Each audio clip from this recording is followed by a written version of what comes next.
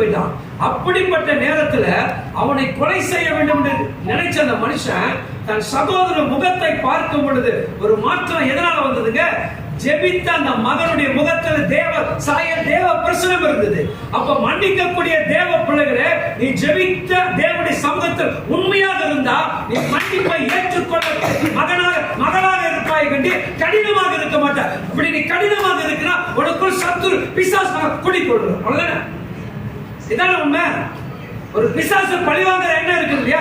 அப்படி பைபிளை படிச்சு ஜெபம் பண்ணி ஆராதிச்சு துதிச்சு மணிக்கணக்கில் நீ எல்லாருக்கிட்டையும் போய் கிறிஸ்துவை பத்தி பேசி மன்னித்து ஏற்றுக்கொண்டு அவர்களோடு சகாயமாக பழக முடியலன்னா நீ யாரு?